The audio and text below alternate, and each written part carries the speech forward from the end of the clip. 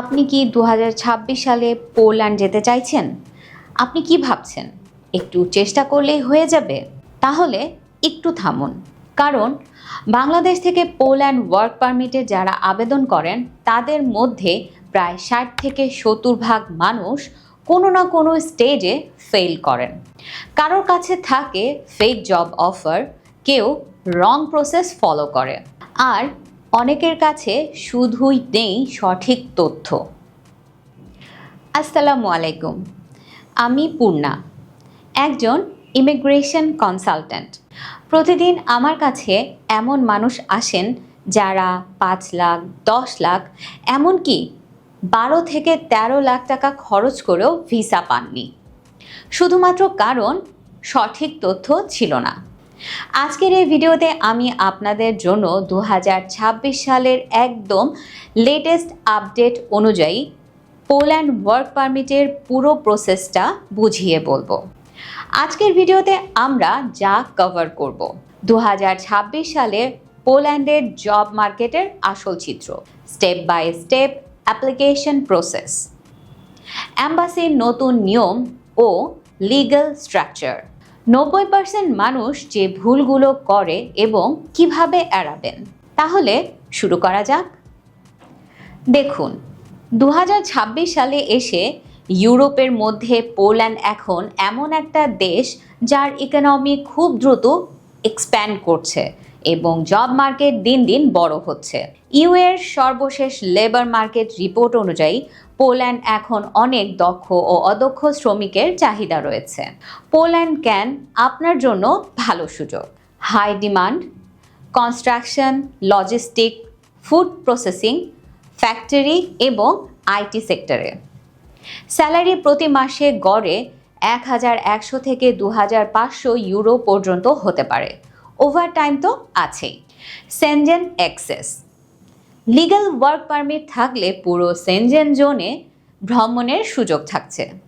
Residency path, নির্দিষ্ট সময় পর টিআরসি এবং পরবর্তীতে পার্মানেন্ট রেসিডেন্সের সুযোগ। কিন্তু এখানে একটা কথা বলে রাখা দরকার, পোল্যান্ড যাওয়া কঠিন না, কিন্তু যদি ভুল পথে যান তাহলে ইউরোপের দরজাটাই চিরতরে বন্ধ হয়ে যেতে পারে। এখন একটু কঠিন কথা বলবো। পোল্যান্ড ভিসা কেন প্রোডাক্ট না? এটা টাকা দিলেই কিনে নেওয়া যাবে না। 3টি বিষয় আপনাকে অবশ্যই জানতে হবে। No job, no visa. আপনার কাছে ভ্যালিড জব অফার বা ইনভিটেশন লেটার না থাকলে ভিসা পাওয়া সম্পূর্ণ অসম্ভব। 2026 সালের নিয়ম অনুযায়ী শুধুমাত্র ন্যাশনাল ভিসা টাইপ ডিতে ওয়ার্ক করার অনুমতি আছে।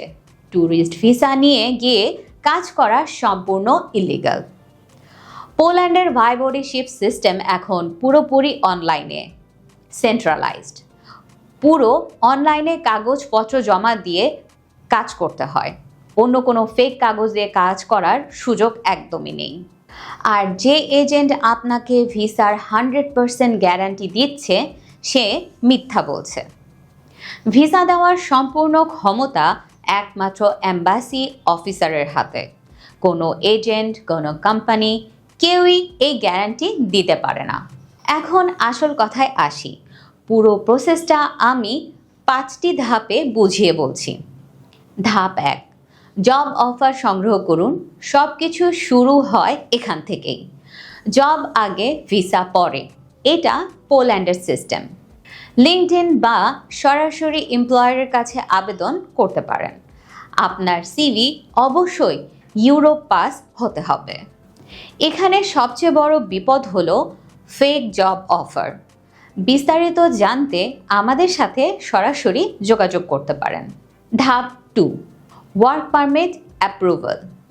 আপনার জব কনফার্ম হলে পোল্যান্ডের এমপ্লয়ার আপনার হয়ে সে দেশের ভাইবোডিশিপ অফিসে ওয়ার্ক পারমিটের জন্য অ্যাপ্লাই করবে এবং গভর্নমেন্ট থেকে সেটা অ্যাপ্রুভড হয়। গুরুত্বপূর্ণ কথা, আপনি নিজে এই পারমিটের জন্য অ্যাপ্লাই করতে পারবেন না। এটি সম্পূর্ণরূপে এমপ্লয়ারের দায়িত্ব। এই পারমিট সাধারণত 1 থেকে 3 বছরের জন্য দেয়া হয়। ধাপ 3, ডকুমেন্ট প্রিপারেশন। এখানে সবচেয়ে বেশি ভুল হয়। এই স্টেজে 80% আবেদন আটকে যায়।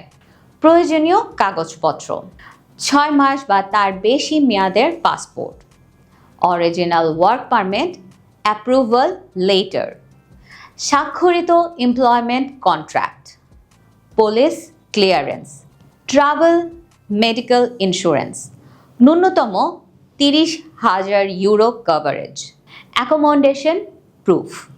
ডকুমেন্টের সম্পূর্ণ চেকলিস্ট এবং কোনটা কোথায় করাবেন এ বিষয়ে বিস্তারিত গাইডের জন্য আমাদের অফিসে যোগাযোগ করতে পারেন।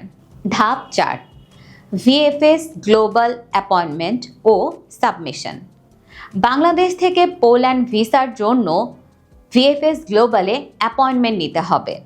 সেখানে বায়োমেট্রিক দিতে হবে এবং সম্পূর্ণ ফাইল জমা দিতে হবে। গুরুত্বপূর্ণ বিষয় হলো ফাইনাল ডিসিশন নেওয়া পোল্যান্ড এম্বাসি, যেটা নিউ দিল্লিতে। ভিএফএস শুধু প্রসেসিং সেন্টার। 2026 সালে অ্যাপয়েন্টমেন্ট পাওয়াটা বেশ কম্পিটিটিভ, তাই আগেভাগেই প্রস্তুতি নেওয়া জরুরি। ধাপ 5: ভিসা ডিসিশন এবং যাত্রা। সব ঠিক থাকলে সাধারণত 45 ওয়ার্কিং ডেজের মধ্যে সিদ্ধান্ত চলে আসতে পারে। ডকুমেন্টসে গরমিল থাকলে অ্যাম্বাসি সরাসরি রিজেক্ট করতে পারে বা অ্যাডিশনাল ডকুমেন্টসের জন্য বলতে পারে আপনাকে। ভিসা পেলে পোল্যান্ডে এন্ট্রি, এমপ্লয়ারের সাথে জয়েন এবং কাজ শুরু। এরপর রেসিডেন্স পারমিটের জন্য অ্যাপ্লাই করার সুযোগ থাকবে। এই অংশটা মনোযোগ দিয়ে শুনুন। এটাই আপনার পুরো অ্যাপ্লিকেশন রিজেক্ট বা অ্যাপ্রুভ করতে পারে। ফেক ইনভাইটেশন লেটার কেনা, এটা শুধু রিজেকশন না, ভবিষ্যতে সব ইউরোপিয়ান দেশে ভিসা ব্যান হতে পারে। কন্ট্রাক্ট না বুঝে সাইন করা। অনেকে পোল্যান্ড গিয়ে বুঝতে পারেন কন্ট্রাক্টে যা ছিল তা বাস্তবে নেই। ডকুমেন্ট অসম্পূর্ণ রাখা, একটিও কাগজ বাদ পড়লে অ্যাম্বাসি সরাসরি রিজেক্ট করে। আগের রিজেকশন হিস্টরি লুকানো। অ্যাম্বাসি সব ডাটাবেস চেক করে, মিথ্যা তথ্য চিরতরে ব্যান করে দিতে পারে। ট্যুরিস্ট ভিসা দিয়ে কাজ করার চেষ্টা, এটি ইলিগাল এবং ডিপোর্টেশনের কারণ হতে পারে। মনে রাখবেন, একটি ভুল সিদ্ধান্ত পুরো জীবনের সুযোগ নষ্ট করে দিতে পারে। একজন কনসালটেন্ট হিসেবে আমি প্রতিদিন দেখি মানুষ ডেসপারেট হয়ে ভুল সিদ্ধান্ত নেয়। পোল্যান্ড ওয়ার্ক পারমিট সিস্টেম 3টি স্তম্ভের উপর দাঁড়িয়ে। আপনার এমপ্লয়ার পোল্যান্ডের ওয়ার্ক পারমিট অথরিটি এবং অ্যাম্বাসি। এই 3টির মধ্যে কোনো থার্ড পার্টি নেই। কোনো এজেন্ট আপনাকে ভিসার গ্যারান্টি দিতে পারে না, এটাই আসল সত্য। তাই দালালের কথায় নয়, কাগজের শক্তিতে বিশ্বাস রাখুন। সঠিক এমপ্লয়ার খুঁজে পাওয়া, লিগ্যাল কন্ট্রাক্ট ভেরিফিকেশন এবং সম্পূর্ণ ডকুমেন্ট প্রিপারেশন, এই বিষয়গুলোতে প্রফেশনাল সাহায্যের জন্য আমাদের সাথে কথা বলুন। আপনি যদি সত্যি 2026 সালে পোল্যান্ডে যেতে চান, আপনি চান লিগ্যাল উপায়ে সম্মানজনকভাবে ইউরোপে নিজের কেরিয়ার গড়তে, তাহলে আজই আমাদের সাথে যোগাযোগ করুন। আমরা আপনার প্রোফাইল দেখব, আপনার এলিজিবিলিটি বুঝব এবং সত্যিকারের একটি প্ল্যান তৈরি করব। কোনো বাড়তি কথা নেই, কোনো মিথ্যা প্রতিশ্রুতি নেই। আপনার পরবর্তী পদক্ষেপ কমেন্টে লিখুন পোল্যান্ড 2026 অথবা সরাসরি আমাদের অফিসে আসুন।